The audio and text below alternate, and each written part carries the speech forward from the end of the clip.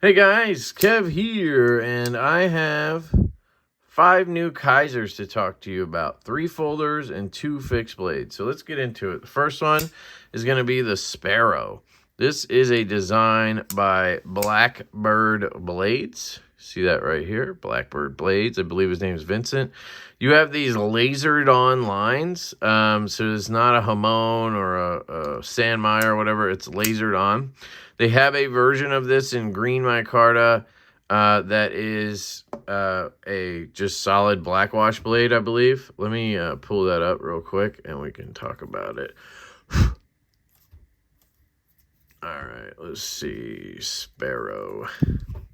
So this guy's coming in on the Kizer website, which I'll link. I'll also link Blade HQ or anybody else if I see it available. So $79 on this guy. And you get either green micarta or black micarta, and you get this lasered blade on the black micarta, and you get a black wash blade on the green micarta. This, to note, is not black wash. This is just a coated blade. It is in 154 cm steel. Should say it right there. And as usual, this micarta is fantastic. It's their sort of black linen micarta. Really comfortable in the hand. It's a smaller knife. I mean, I can fit all 4 on there, but it's a smaller knife. I'll compare it here to the Drop Bear for you. If you're looking at the Drop Bear, it's literally the same size. Now, I'll admit, it feels like I have more handle on the Drop Bear. I don't know if you see that, but because of that flipper tab, it kind of brings you back a little bit. So, but there's a good size comparison. I'll keep that out for that purpose. It's a liner lock, and guys, the action on this guy is perfection. I mean, it literally, I love it. You have this flipper tab that is perfectly dialed. It's not the strongest flipper ever, but it deploys reliably every time. It does not feel weak in any way. You can push button, snap it out, or light switch, snap it out. If you just pull, you get it. It locks up every time. But the star of the show is this hole right here. You get the coat hanger hole.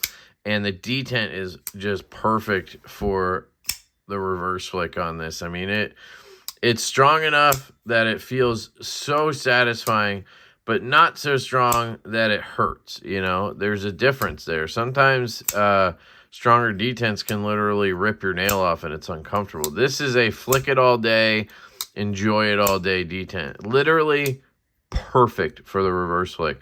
You do have a hole there, or sorry, access for the thumb. Not so much on the left side. You can obviously do it, but you can see me struggling there. On the right side, you have plenty of room, and you can get in there and you just kick it. And again, this detent just does the work for you. Really, really good. You can see the action on the clothes is breaking in so well. Essentially dropped shut at this point. No way to touch the blade in here. You have milling in there on both sides. 2 standoffs instead of a back spacer. And there you go. Not the biggest fan of the 2 standoff move, but hey. I wish I had a reversible clip. This is a trend I'm not liking.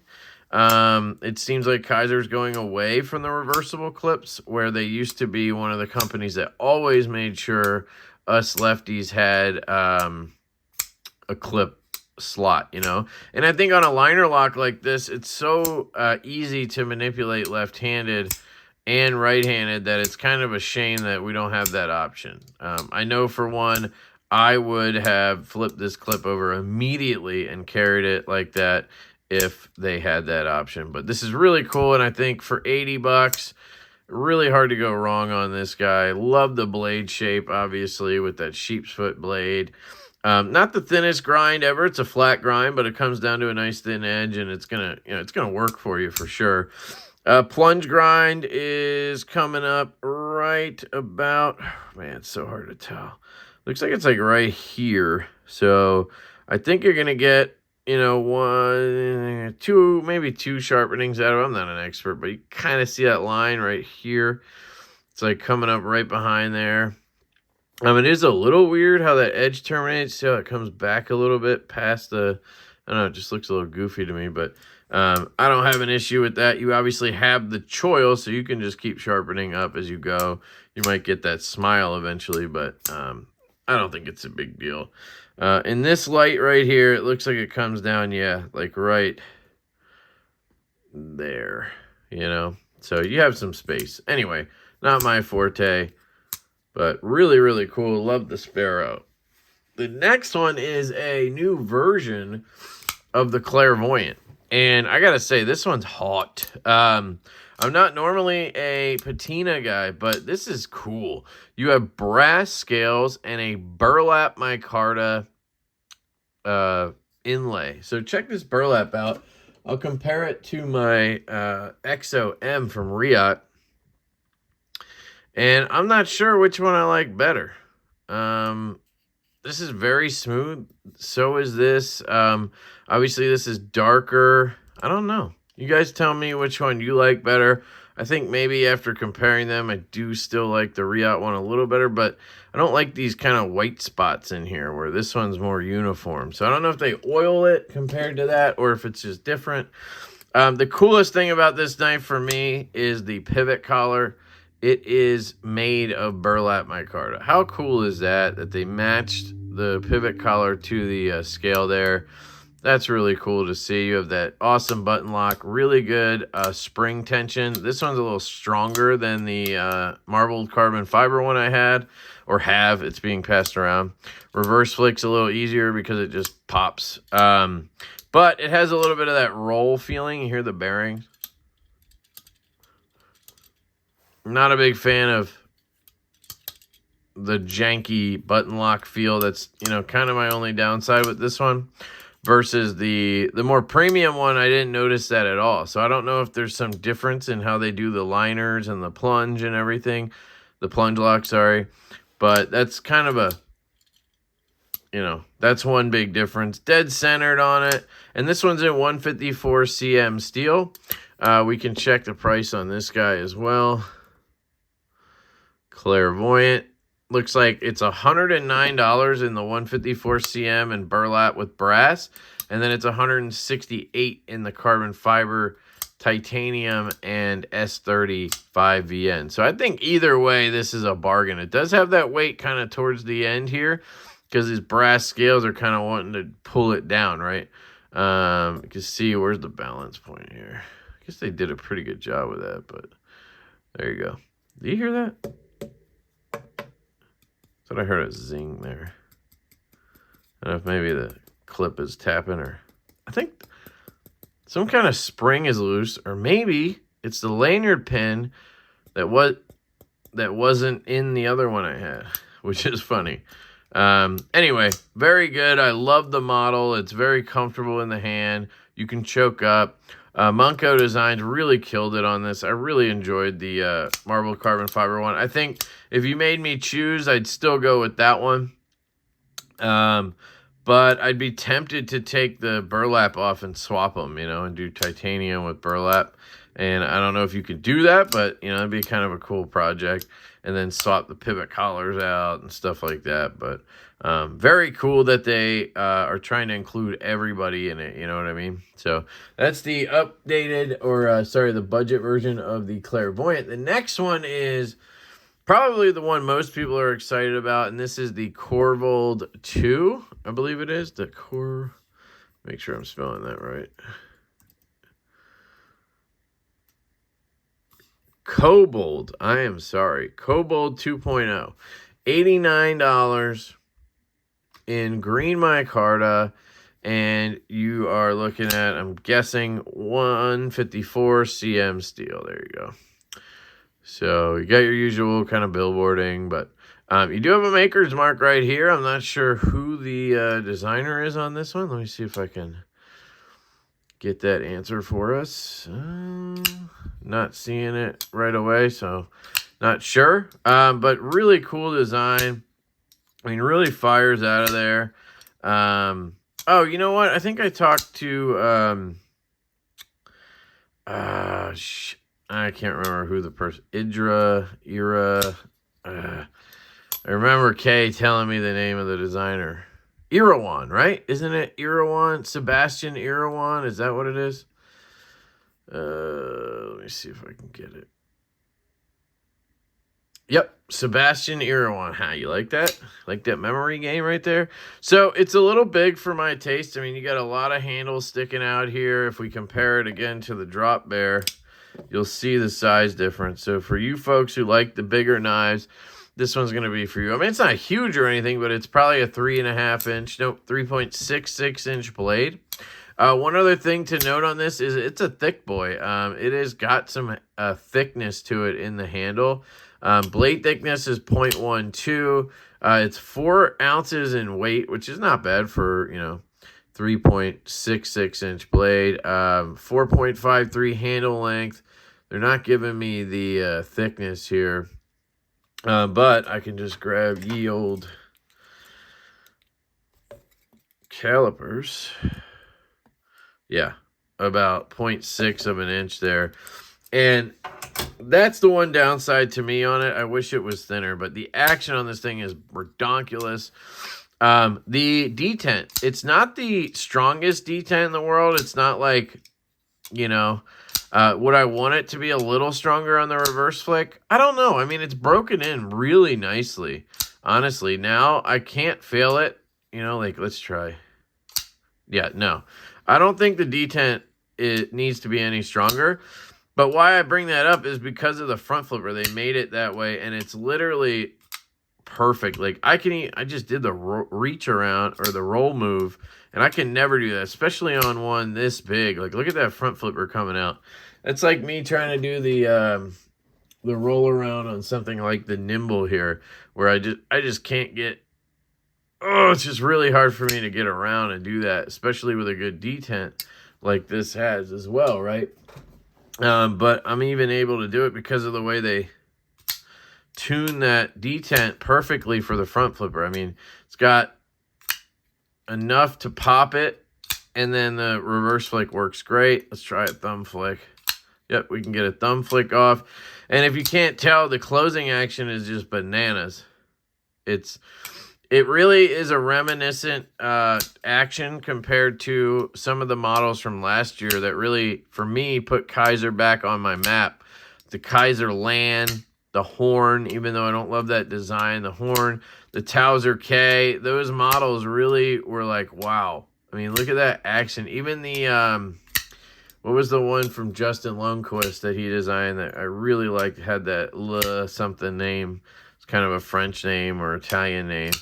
Very, very cool. It's kind of like a bigger baby Barlow, but really cool knife. And that had, for such a thin blade and everything, it just dropped shut. It was crazy. So it put them back on the map for me, and they've never really went back from there. Just really cool stuff.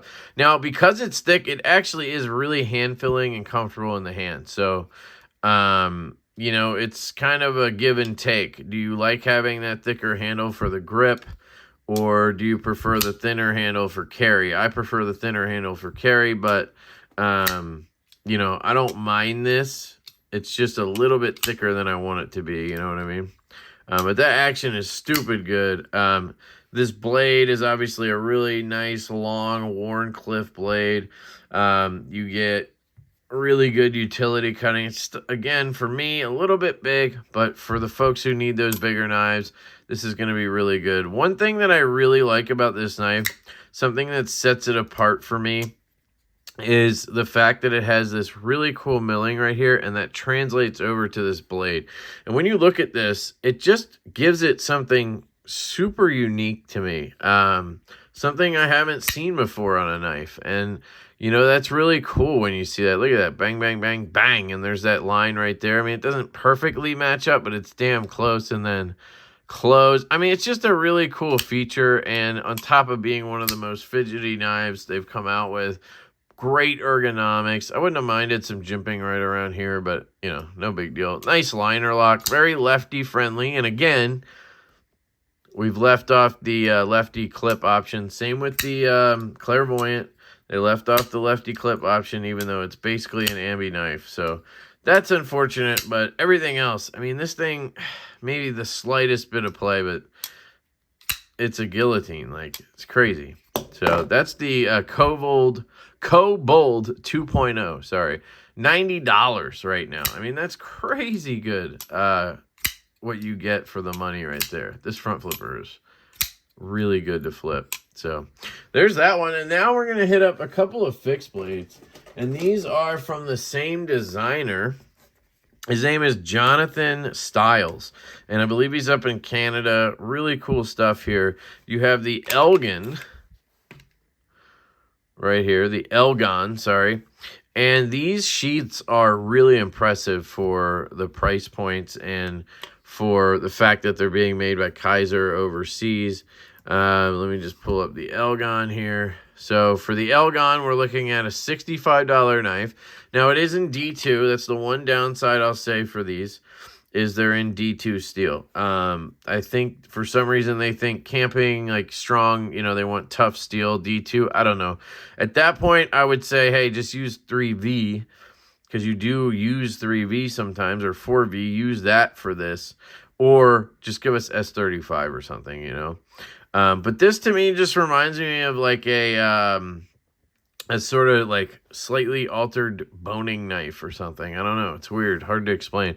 The swells are really good. It actually fits my hand really well. You got this jimping right here that works fairly well.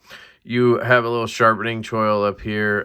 We didn't look at the plunges and everything on all those knives, but this one I can see the plunge grind ends right after the edge starts. So not perfect, but I don't know how that goes with fixed blades and how much it matters. Real quick, we can take a look at the Cobalt. See. So plunge grind on this one ends, yeah, like right here, well behind that edge termination. So that one's solid. I think we've already talked about it on the Clairvoyant when I did my review, but this one's looking really good, actually. So I think on this one, we are like right here. So we have plenty of room there. So just for those guys who care, I like to point that out. But yeah, it's really comfortable. It's got that black linen micarta 4-screw construction here, full tang design. I'm not a big fixed blade guy, but I gotta say these are really cool. You can get some good grips on them. That Tanto is pretty crazy looking. And then these sheets, man, they're just really good. This one doesn't quite click in. It kind of just is in, right? And then you just push forward and it pops. There we go. Let's see. Yeah, it doesn't quite click for me. But you can tell it's in there. It's not going anywhere. It's not rattling. It's very good retention. And it pops pretty easily. I mean, it's definitely an ideal sheet situation. Now, out of the two, this one's probably my favorite. This is the KBox. Or KBox. KBox, sorry. I think this one is actually less expensive, too. So this one, the other one was $65. This one's going to be $59. And again, you're talking about D2, but this one's more of a traditional blade shape. This one I like ergonomically better as well. Just a really comfortable knife right here. The jimping's back here, which is, to me, useless. I mean, unless you're going to hold it like this somehow, I guess. But I'm going to do it like this, and then my thumb's going to be up here. You have these little grooves that you don't need either, but hey. You have a nice, just basic drop point blade. So this could probably be some kind of skinning knife or something like that. Again, not the camping expert. Plunge grind on this one, similarly to the other one there, that it looks like it ends right after the edge termination. So for whatever that's worth. Nice and thin on this one. This one's got a little more girth to it. So I like the thinness over here as well. You do have this ring. So, you know, for some people, they might want to be tactical with it or something. For me, it works really well in the Friday night gas station grip. So you'll probably see videos of people like flipping it around this way and then back around or whatever. But for me, this would work. If you're at Friday night, if you're at 7-Eleven on Friday night and somebody's trying to grab your Slurpee, you know, and you got this in your hand, you're pretty good to go. You know, you got your moves, you're good to go. And you got this ring locking you in for good or worse. And, it works. In the foregrip, or whatever you call this, it doesn't for me. Like, I can't hold it like this comfortably, right? I can't get a finger in there comfortably. I have to hold it like this, and it's fine. But I'm not sure what the ring was there for. I think it was meant for the Friday night grip. So just want to put that out there. This one has a real nice crisp click in. Nice pop out.